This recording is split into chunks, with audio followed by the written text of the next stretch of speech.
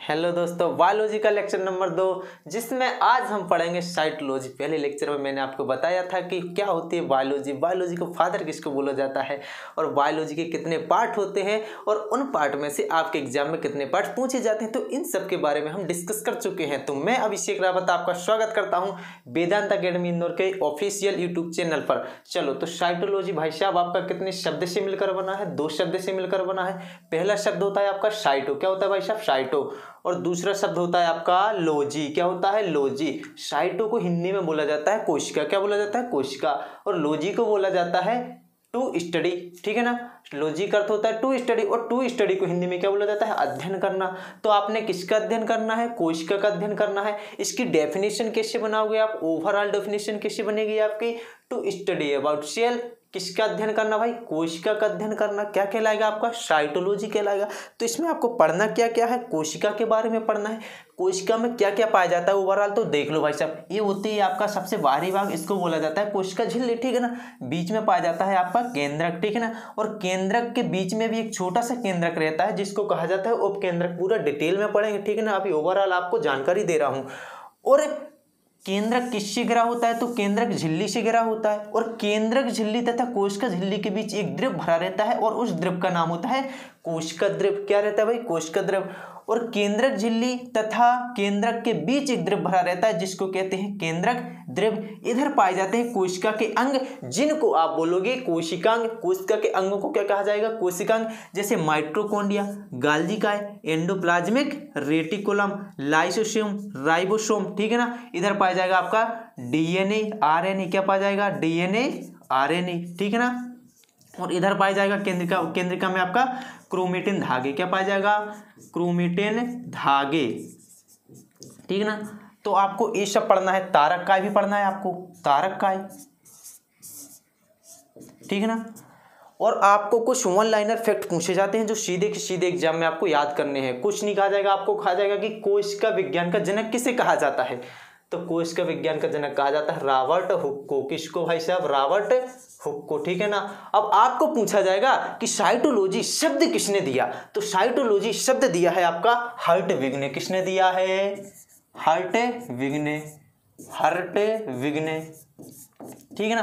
अब आपको सीधा क्वेश्चन पूछा जाएगा कि आधुनिक कोशिका विज्ञान के जनक कौन है? मॉडर्न साइटोलॉजी के फादर कौन है? सीधा सीधा आंसर करना है। मॉडर्न साइटोलॉजी के फादर कौन है भाई साहब? MOERN, मॉडर्न साइटोलॉजी के फादर। मॉडर्न साइटोलॉजी के फादर हैं आपके स्वानसन। कौन है? स्वानसन। और इनकी बुक का नाम क्या है? यदि कभी आपसे बुक का भी नाम पूछ ले तो बुक का नाम बता देना है द सेल। क्या है भाई साहब? द सेल है, ठीक है। ये सब है आपका कोशिका के बारे में जानकारी, ठीक है। अब आपको मालूम चल गया होगा कि हमारा शरीर किससे मिलकर बना है। सीधा सीधा आंसर करना कि मानव का शरीर किससे मिलकर बना होता है? कोशिका से मिलकर बना होता है। किससे? कोशिका से। यही कोशिका आपकी क्या होगी? संरचनात्मक इकाई होगी। क्या होगी? संरचनात्मक इकाई। क्योंकि आपकी संरचना, मानव की संरचना किससे मिलकर बनी हुई है? कोशिका से, इसलिए यह क्या होगी? संरचनात्मक इकाई होगी। और यही कोशिका मानव के शरीर में क्या करती है? कार्य भी करती है, इसीलिए इसको कहा जाता है कार्यात्मक इकाई भी। क्या कहा जाता है? कार्यात्मक इकाई। Functional unit and structural unit क्या कहलाती है आपकी? कोशिका कहलाती है। किसकी कहलाती है? जंतु की और मानव की। सभी जितने भी जंतु हैं, जितने भी मानव हैं, किससे मिलकर बने होते? कोशिका से मिलकर बने होते। मिलकर बने हैं इसीलिए तो इसको संरचनात्मक कहते हैं। और यही कोशिका इनके शरीर में कार्य भी करती है, इसीलिए इसको क्या कहते हैं? कार्यात्मक इकाई कहते हैं। देखो भाई साहब, आपका शरीर किससे मिलकर बना है? कोशिका से। किससे मिलकर बना है? कोशिका से, ठीक है ना भाई साहब। ये है आपकी ये कोशिका, ठीक है ना। अब यह कोशिका डिवाइड होगी और नई कोशिका बनाएंगी, ठीक है ना। यह विधि क्या कहलाती है? कोशिका विभाजन कहलाती है। क्या कहलाती है? कोशिका विभाजन, सेल डिवीजन, ठीक है ना। तो कोशिका विभाजन की प्रक्रिया के द्वारा एक कोशिका ने कितनी बनाई? अन्य 2 कोशिका बनाई, ठीक है ना। और यह जो और नई कोशिका बनी है यह आपस में मिलेंगी। क्या करेंगी? मिलेंगी। और कोशिका मिलकर, बहुत सारी कोशिका मिलकर क्या बनाती हैं? आपका ऊतक बनाती हैं। क्या बनाती हैं? ऊतक बनाती हैं। इसी प्रकार बहुत सारे ऊतक मिलेंगे और आपस में किसका निर्माण कर देंगे? अंग का। किसका? अंग का, ठीक है ना भाई साहब। और बहुत सारे अंग मिलकर किसका निर्माण करेंगे? आपका अंग तंत्र का। किसका? अंग तंत्र का। और जब बहुत सारे अंग तंत्र मिल जाएंगे क्या बनेगा, शरीर बनेगा। क्या बनेगा, शरीर बनेगा, आपकी बॉडी बनेगी। क्या बनेगी भाई साहब, बॉडी बनेगी। सेल से क्या बना आपका, टिश्यू। क्या बना, टिश्यू। और टिश्यू ने क्या बनाया आपका, ऑर्गन, अंग बनाया। और ऑर्गन ने क्या मिलकर बनाया आपका, ऑर्गन सिस्टम। क्या बनाया, ऑर्गन सिस्टम। ठीक है ना। ऑर्गन सिस्टम ने क्या मिलकर बनाया आपका, बॉडी। क्या मिलकर बनाया, बॉडी। ऑर्गन सिस्टम ने मिलकर बनाया आपका बॉडी। ठीक है भाई साहब। अब पढ़ना क्या है इसमें, आपको कोशिका से लेकर शरीर तक पढ़ना है आपको। ठीक है ना। अब देखो भाई साहब आपके क्वेश्चन कैसे बनते हैं इधर पर। कोशिका की सर्वप्रथम खोज किसने की थी, रॉबर्ट हुक ने की थी। इसीलिए कोशिका का जनक किसको कहा जाता है, रॉबर्ट हुक को कहा जाता है। कोशिका विज्ञान का जनक किसको कहा जाता है, रॉबर्ट हुक को कहा जाता है। तो अगली हेडिंग आपको डालना क्या, कोशिका की खोज, डिस्कवरी ऑफ द सेल। क्या है, discovery of the cell, discovery of the cell. कोशिका की खोज, कोशिका की खोज, कोशिका की खोज। देखो बच्चा बात कब की है, बात है आपकी सन 1665 की। कब की, 1665 की। 1665 में कौन आया, आंसर करना है आपको, रॉबर्ट हुक आए। कौन आए, रॉबर्ट हुक आए। और उस समय जब सूक्ष्मदर्शी नहीं थी तो रॉबर्ट हुक ने खुद अपने हाथों से सूक्ष्मदर्शी बनाई, अर्थात इसने स्वयं निर्मित सूक्ष्मदर्शी का निर्माण किया। स्वयं निर्मित, खुद से बनाई थी ना भाई साहब, इसलिए स्वयं निर्मित सूक्ष्मदर्शी बनाई। सूक्ष्मदर्शी माइक्रोस्कोप बोलते हो जिसको आप, ठीक है ना। इन्होंने खुद सूक्ष्मदर्शी बनाई और उस सूक्ष्मदर्शी पर इन्होंने किसको रखा, तो इन्होंने रखा कार्क टिश्यू को। किसको रखा, कार्क टिश्यू को। किसको रखा, कार्क टिश्यू को रखा भाई साहब। कार्क टिश्यू, कार्क ऊतक बोल दूं क्या मैं हिंदी में, ठीक है। कार्क ऊतक क्या कहलाता है, तो आपका आंसर आना चाहिए लकड़ी की छाल को क्या बोला जाता है, लकड़ी की छाल। क्या कहलाता है आपका, कार्क ऊतक। इन्होंने कार्क ऊतक को किस पर रखा, स्वयं निर्मित सूक्ष्मदर्शी पर रखा। और जब इन्होंने कार्क ऊतक को सूक्ष्मदर्शी पर रखा और देखा तो इन्हें छत्ते के समान संरचना दिखाई दी। किसके समान, छत्ते के समान संरचना दिखाई दी। या फिर आप कह सकते हो बेंजीन के समान संरचना दिखाई दी। किसके समान, बेंजीन के समान संरचना दिखाई दी। और आपसे क्वेश्चन पूछा जाए कि किसके छत्ते के समान संरचना दिखाई दी, किसके छत्ते के समान संरचना दिखाई दी, तो बोल देना मधुमक्खी के छत्ते के समान संरचना दिखाई दी। किसके छत्ते के समान, मधुमक्खी के, मधुमक्खी के छत्ते के समान संरचना दिखाई दी। छत्ते के समान संरचना दिखाई दी। और इस संरचना में खाली स्थान था। इस खाली स्थान को क्या नाम दिया इन्होंने, रूम्स दिया। क्या भाई साहब, रूम्स दिया। और इसी रूम्स को इन्होंने लैटिन भाषा में कहा सेला। क्या कहा, सेला। और आगे चलकर इसी सेल को, सेला को कहा गया क्या, सेल। क्या कहा गया, सेल। अर्थात कोशिका की उत्पत्ति किससे हुई है, कार्क टिश्यू से हुई है। कार्क टिश्यू कैसा है भाई साहब, मृत होता है। कैसा होता है, मृत होता है। अर्थात जो आपकी कोशिका की खोज हुई है, रॉबर्ट हुक ने जो कोशिका की खोज की है वो कौन सी कोशिका थी, आपकी मृत कोशिका थी। तो आपको क्वेश्चन ऐसा पूछा जाएगा कि सबसे पहले कोशिका की खोज किसने की, रॉबर्ट हुक ने की। किसने की, रॉबर्ट हुक ने की। कौन सी कोशिका की खोज की, मृत कोशिका की खोज की। कौन सी कोशिका की, मृत कोशिका की खोज की। इस कोशिका का वर्णन इन रॉबर्ट हुक ने किस में किया, इनकी पुस्तक का नाम है, इनकी बुक का नाम है माइकोग्राफिया। क्या है, माइकोग्राफिया। इस माइकोग्राफिया में इन्होंने 18 अध्याय लिखे हैं। कितने अध्याय, 18 अध्याय, 18 चैप्टर। इन 18 अध्यायों में केवल और केवल इन्होंने किसका वर्णन किया है, कार्क टिश्यू का वर्णन किया है, कार्क ऊतक का वर्णन किया है। तो देखो भाई साहब सन 1665 में कौन आया, रॉबर्ट हुक आया। और इन्होंने स्वयं निर्मित सूक्ष्मदर्शी बनाई। और इस स्वयं निर्मित सूक्ष्मदर्शी पर इन्होंने किसको रखा, कार्क ऊतक को रखा।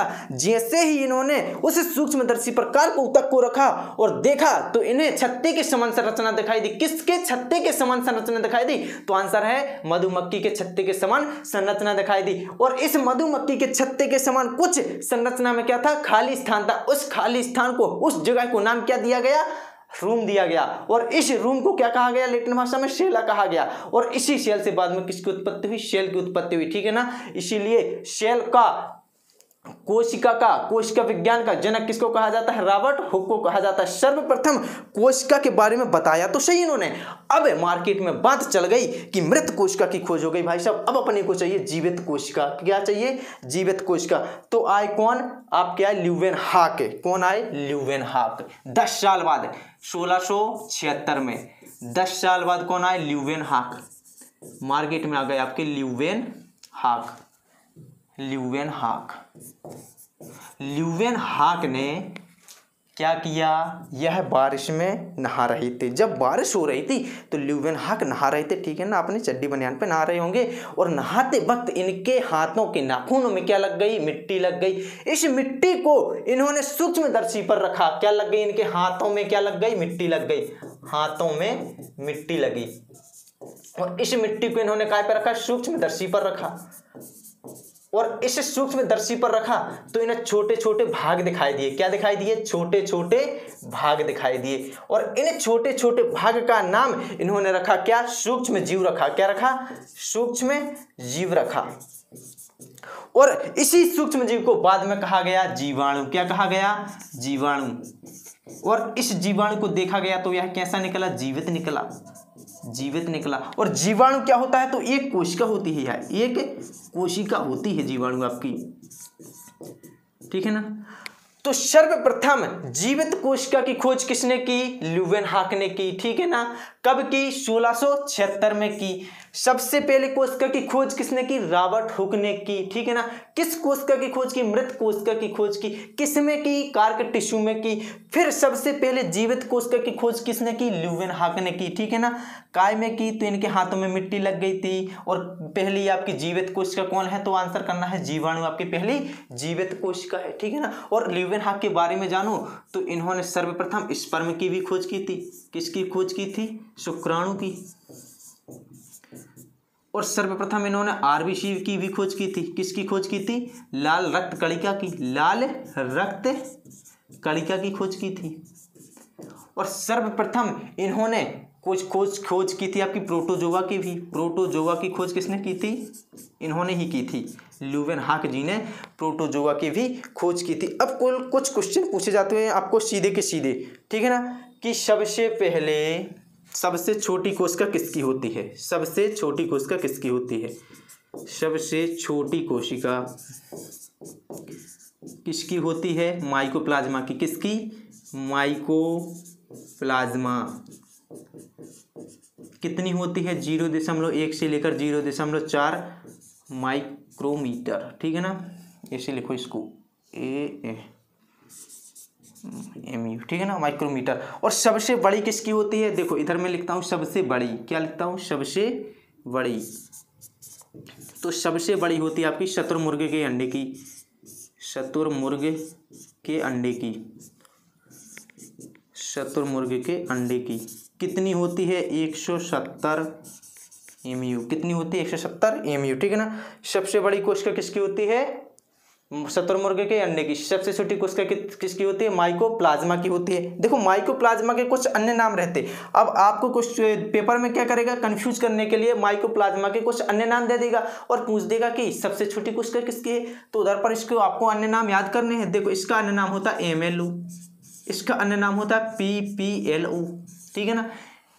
MLO का अर्थ होता है molecule like organism. Molecule like organism. PPLO का अर्थ होता है पॉलीप्यूरो लाइक ऑर्गेनिज्म। देखो इधर लिख दे रहा हूं पॉलीप्यूरो लाइक ऑर्गेनिज्म। पॉलीप्यूरो लाइक ऑर्गेनिज्म किसका अर्थ होता है? PPLO का अर्थ होता है। अब आपसे क्वेश्चन पूछेंगे कुछ शरीर के बारे में कि शरीर की सबसे बड़ी कोशिका क्या होती है मानव शरीर की। तो देखो भाई साहब, मानव शरीर की सबसे बड़ी कोशिका क्या होती है? तंत्रिका कोशिका। कौन सी कोशिका? तंत्रिका कोशिका। तंत्रिका कोशिका, ठीक है ना। सबसे छोटी पूछेगा आपसे किसकी? मानव शरीर की।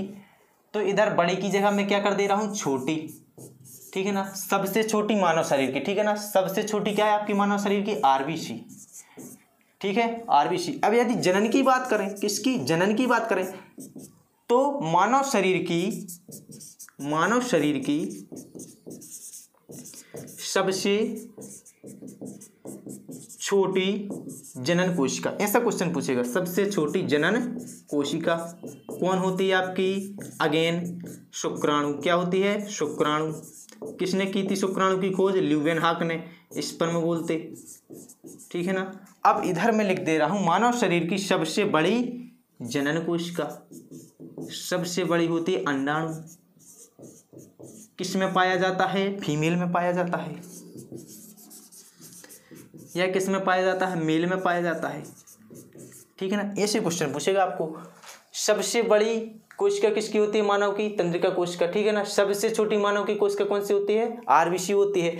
सबसे बड़ी जनन कोशिका पूछे तो क्या है आपकी, अंडाणु। सबसे छोटी जनन कोशिका पूछे आपकी मानव से तो क्या है आपका, शुक्राणु है, ठीक है ना भाई साहब। देखो इस लेक्चर में अपन ने क्या क्या पढ़ा, साइटोलॉजी के बारे में पढ़ा, जाना क्या होता है साइटोलॉजी, ठीक है ना। साइटोलॉजी के जनक कौन है, ठीक है ना। साइटोलॉजी शब्द किसने दिया, ठीक है ना। मॉडर्न साइटोलॉजी के जनक किसको कहा जाता है, ठीक है ना। और भारत कोशिका विज्ञान के जनक, ऐसा क्वेश्चन एक पूछा जाता है, भारतीय कोशिका विज्ञान के जनक, कोशिका विज्ञान के जनक कौन है, तो आंसर करना है A.K. शर्मा। कौन है, A.K. शर्मा। A.K. का अर्थ होता है अरुण और K का अर्थ होता है कुमार, अरुण कुमार, ठीक है ना। ये हुई आपके साइटोलॉजी से टोटल क्वेश्चन। अपन ने कोशिका की खोज के बारे में भी जान लिया, ठीक है ना। कोशिका की खोज किसने की थी, सर्वप्रथम रॉबर्ट हुक ने की थी।